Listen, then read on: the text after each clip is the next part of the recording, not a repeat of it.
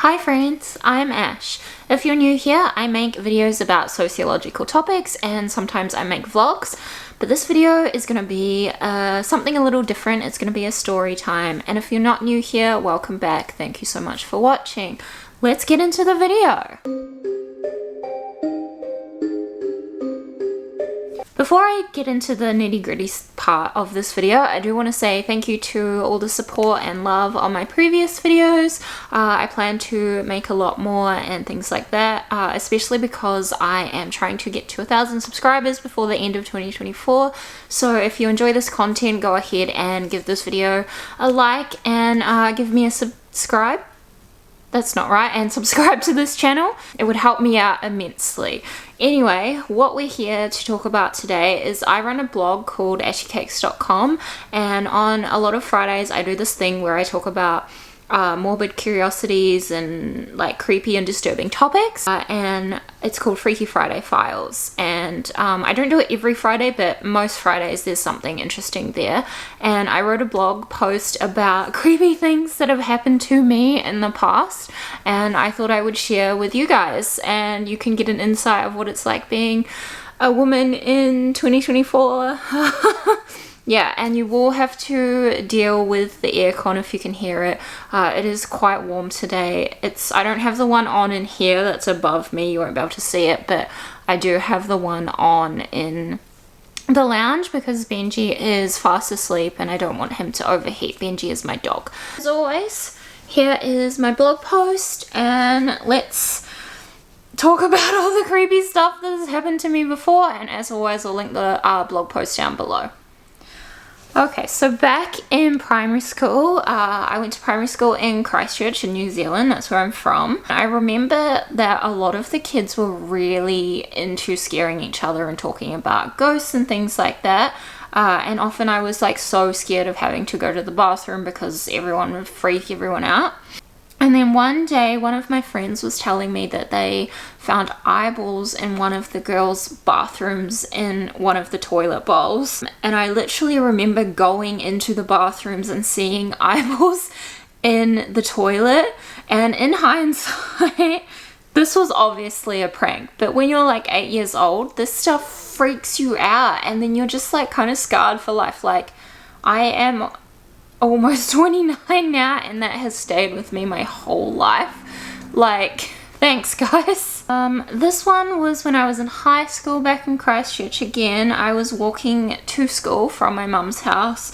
I was walking past a river. I remember seeing a guy in a trench coat walking past me, and I had headphones in, and I don't often wear headphones when walking for this reason now. As he walked past me, or we like went like that to each other, he kind of opened his coat and I could see a little knife in his coat, and he was stumbling a bit, so I think he was like out drinking the night before. But I just kept walking, and I just like was like, okay, just keep walking, you'll be fine. And then once I'd got a bit further, I turned back and he wasn't there anymore. I was pretty confident, and I was in a school uniform, so I would have, like, if anything happened to me, it would have been easy to identify me. But yeah, I'm still a bit confused about this. Was it like a ghost? Was it a drunk person coming home from a night out and just happened to have a knife in their coat? Was I like hallucinating? Probably not, but it was weird. I feel like all of these things could be a possible explanation. Maybe I was just really lucky. We didn't really hear any like crimes in that area at the time, so I don't really know. Maybe it was just a guy walking and he just had something to protect himself. And another time when I was walking to school, there was a body found in the river. Someone had unfortunately drowned, which was quite scary because the whole river got like cordoned off and we weren't allowed to walk through all the shortcuts that we would take to school. It was creepy, and there was no like malicious intent. It was just a really unfortunate accident. A guy was riding his bike and unfortunately he somehow slipped into the river and drowned, and that's really awful, and I don't know who he is, but my heart goes out to his family. This was years ago, but I hope like he rests in peace and his family are able to grieve and all of that jazz. Okay, the next creepy thing that happened to me is a family friend passed away a while back. I think it was 2019, and I was home alone at my mom's house, and there was some like baking bowls, like big baking bowls, quite up high on a shelf, and they were like behind some stuff, so it would be hard for them just to fall off. As I went into the kitchen, 2 of these bowls started like fly spinning off the shelf, and me being me, wanting to logically explain it, was like, oh, maybe there was an earthquake.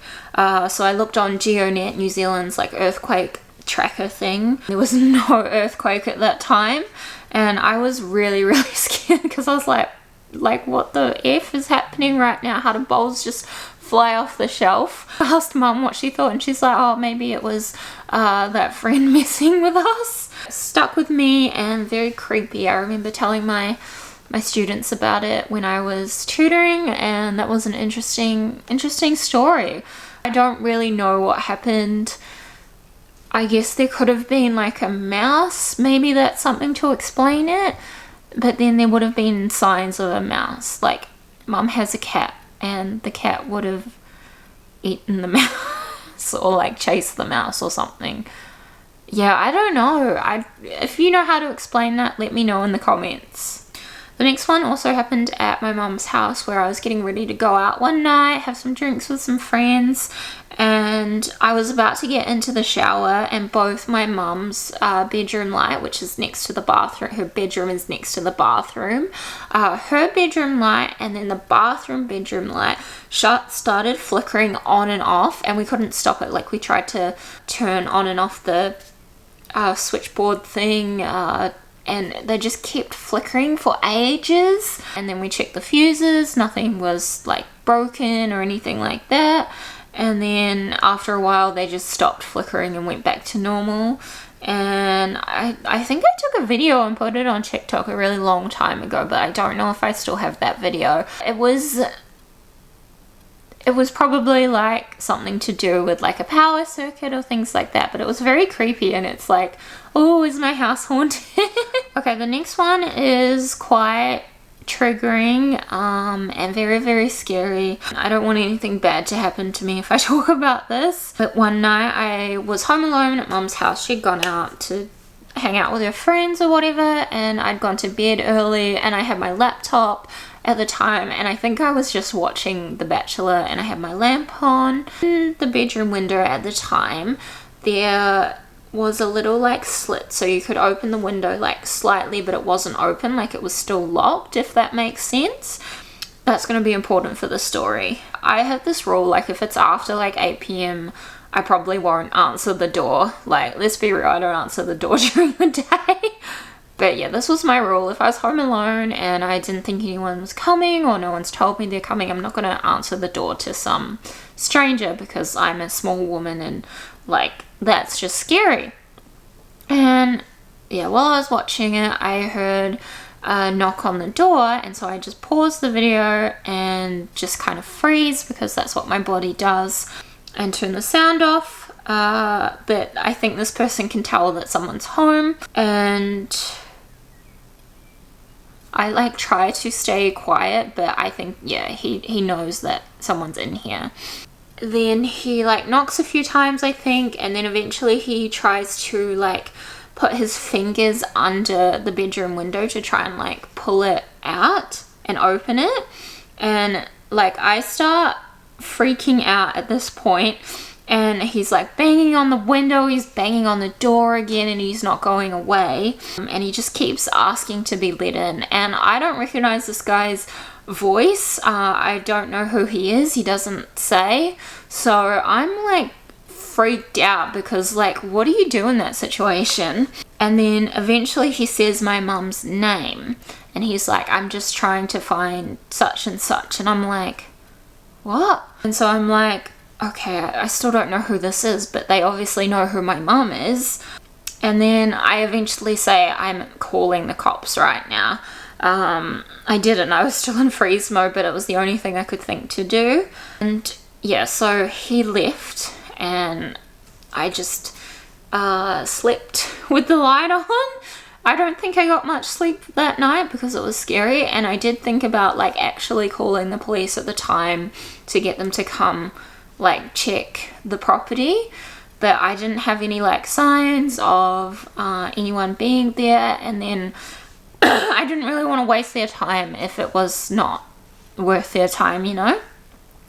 It turns out that this person was someone who was either an ex of my mom's or like was from her past or something like that, and he was coming to try and like give my mum a bit of a scare. I don't know what his intentions were, but I think my mum like had a go at him or whatever, but apparently he didn't know that my mum had an adult child, that sounds weird, had an adult daughter, that sounds better. So he got me instead, and yeah, I don't know who he was to this day. Like I could walk past him in Christchurch and not know who he was, so yeah. But hopefully that doesn't happen again.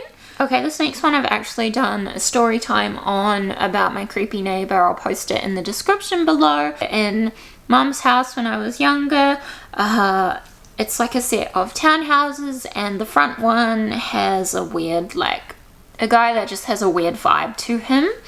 The creepiest thing that happened is when I had a shower one day, just in the middle of the day, I heard the back gate open to our garden because we were the back house, and he was walking back down the driveway, and to this day I still do not know if he was in my house or not because the back sliding door would have been unlocked.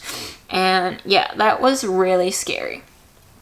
Okay, I've spoken about stuff that's happened in Melbourne and Australia in general, but I feel like I've had more like creepy or places where I felt really uneasy. I don't know if these have been paranormal. I'm really on the fence about it because I feel like it can be explained logically through anxiety and things like that. But one particular time was in Tanunda in South Australia. Luke and I, my partner, were staying there for a week, and we went through the cemetery. One of the cemeteries attached to a church. I think it's actually called a graveyard, I'm not sure.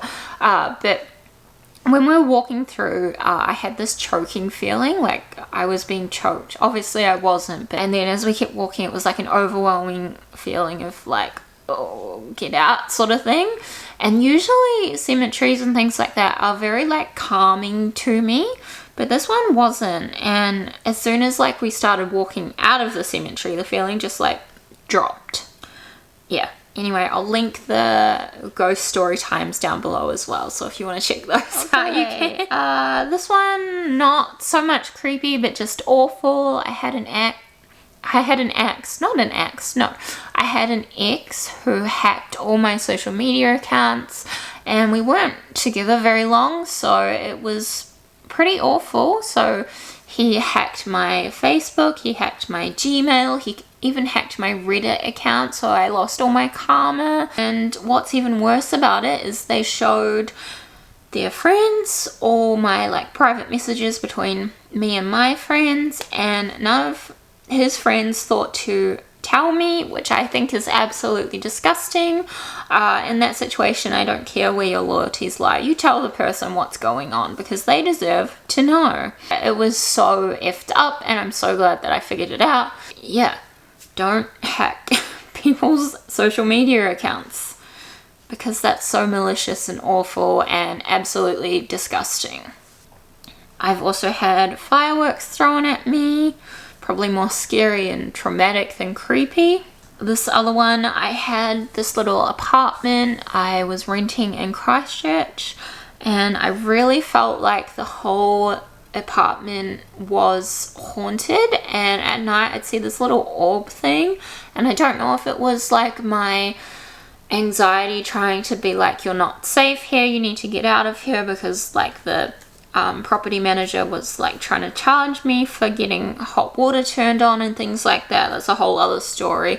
But it was just like this little orb thing, and it could have been dust, probably was dust, but I just wasn't able to sleep, and it just kept freaking me out. And at the same time, I also saw the same car like around my house all the time, and that could have just been a neighbor, but it didn't feel like a neighbor, if you get what I mean.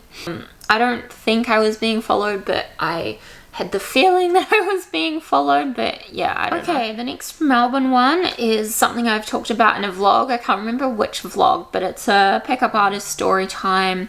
I was going for a walk in the city with one of my friends, and this guy, who we now know is a pickup artist or PUA, tells my friend that she has dropped something, and I think his intention was to get her to bend over, which is disgusting. Anyway, she didn't, because she literally didn't have a bag. She didn't have any pockets, so she was holding her phone. And then she's like, nah. He comes clean and he's like, oh no, it was a trick. My name is such and such, and I think you're attractive. And he tries to talk to us and he asks our name, and my friend gives her name and my name. And she's quite nice about it.